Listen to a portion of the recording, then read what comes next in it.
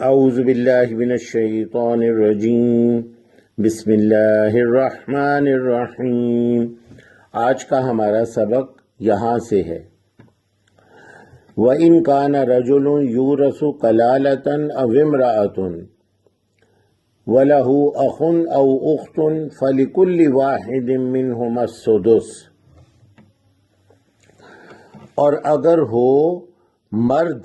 جس کی وراثت تقسیم کی جا رہی ہو، یورثو وہ جس کی وراثت تقسیم کی جا رہی ہو، کلالتن اکیلا، او امرأتن یا کوئی عورت اکیلی ہو، وَلَهُ اخن اور جبکہ اس کا ہو بھائی، او اختن یا بہن، فَلِكُلِّ وَاحِدٍ مِّنْهُمَا تو پھر ہر ایک کے لیے ان دونوں میں سے چھٹا حصہ ہے وراثت میں سے۔ وَإِنْ كَانَ اور اگر ہو، ان جیسے انشاءاللہ میں اگر چاہے اللہ، ان اگر، کانا کن سے ہے، ہو جا ہونا ہو۔ وَإِنْ كَانَ رَجُلٌ رجل مرد کو کہتے ہیں، اردو میں ہم لفظ استعمال کرتے ہیں قحط الرجال، مردوں کا قحط پڑ گیا، یعنی قابل اور اہل کام کے مرد نہ ملتے ہوں۔ رجل مرد، یورثو وراثت تقسیم ہو رہی ہو، یعنی جس کی وراثت تقسیم ہو رہی ہو، کلالتن اکیلا، پنجابی میں ہم کہتے ہیں نا کلا، تو کلالتن اکیلا وہ ہو، یعنی نہ باپ ہو نہ بیٹا ہو، او امرأتن یا کوئی عورت ہو، یعنی وہ اکیلی ہو، نہ باپ نہ بیٹا۔ امرأتن مرءن کا مؤنث ہے، مرءن کہتے ہیں مرد کو اور امرأتن عورت کو۔ مرءن ہی کا سے اردو میں اسی مادے سے ایک لفظ ہے مروت، مردانگی، مروت مردانگی، تو مرءن اسی سے ہے، اسی ایک ہی مادے سے ہیں۔ مرءن مرد کے لیے اور امرأتن یہ عورت کے لیے ہوتا ہے۔ تو اگر اکیلی عورت ہو،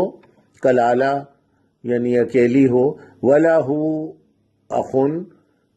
جبکہ اس کا اخ بھائی ہو، اخ بھائی اردو میں ہم استعمال کرتے ہیں اخوت بھائی چارہ، تو اخ بھائی ہو، او اختن یا بہن ہو، تو اکیلا مرد ہو یا اکیلی عورت ہو اور اس کا بھائی ہو یا بہن ہو، فَلِكُلِّ وَاحِدٍ تو پھر کل ہر واحد ایک کے لیے، فَلِكُلِّ وَاحِدٍ تو پھر ہر ایک کے لیے، منہما السدس ان دونوں میں سے، یعنی بھائی اور بہن، جو کلالہ کے بھائی اور بہن ہے ایک ایک، ان میں سے ہر ایک کے لیے سدس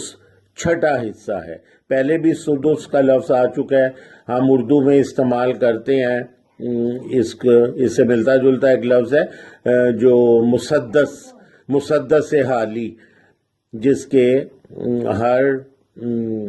بند میں 6 مصرے تھے، تو مسدس اور سدس کا مادہ ایک ہی ہے۔ تو ان دونوں میں سے ہر ایک کے لیے، یعنی بھائی اور بہن جو اس کلالہ کے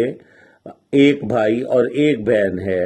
ان میں سے ہر ایک کے لیے چھٹا ہے۔ فَإِنْ كَانُوا پس اگر ہوں، اکثر من ذالک زیادہ اس سے، یعنی ایک بہن اور ایک بھائی سے زیادہ ہوں، اس سے اکثر کثیر سے، من ذالک یعنی اس کلالہ کا ایک بھائی اور ایک بہن نہیں بلکہ اس سے زیادہ ہیں۔ فَإِنْ كَانُوا پس اگر ہوں، اکثر من ذالک زیادہ اس سے، یعنی ایک بہن اور ایک بھائی سے، فَهُمْ شُرَكَاءُ فِي الثُّلُثِ تو پھر وہ شریک ہوں گے تیسرے حصے میں، 1/3 میں۔ فی الثلث، ثلث مثلث 3 کونے والی، 1/3 3، ثلث یہ یاد ہے آپ کو، پہلے بھی آ چکا ہے۔ فَإِن كَانُوا أَكْثَرَ مِن ذَلِكَ فَهُمْ شُرَكَاءُ فِي الثُّلُثِ، پس اگر ہوں زیادہ اس سے، یعنی کلالہ کا ایک بھائی یا ایک بہن نہیں بلکہ اس سے زیادہ بہن بھائی ہیں، تو پھر وہ شرکا شریک ہوں گے فی الثلث اس کی وراثت کے تیسرے حصے میں، من بعد وصیت، اس کی وصیت کو پورا کرنے کے بعد، یوصی بہا وہ جو وصیت کرے اس کی، او دین اور قرضہ ادا کرنے کے بعد، یا دینا جو ہے اس کا، او دین یا اس نے جو دینا ہے کسی کا وہ ادا کرنے کے بعد، وصیت پوری کرنے کے بعد اور قرضہ ادا کرنے کے بعد، کلالہ کے اگر ایک بھائی اور ایک بہن ہے تو پھر تو چھٹا حصہ ہر ایک کے لیے ان دونوں میں سے، اور اگر اس سے زیادہ ہے تو پھر وہ شریک ہوں گے 1/3 میں کل وراثت کے بعد اس کے کہ وصیت پوری ہو جو اس نے وصیت کی اس کو، اور جو دینا ہے کسی کا قرض ادا کرنا ہے وہ۔ سبحانک اللہم و بحمدک، اشہد ان لا الہ الا انت، استغفرک و اتوب الیک۔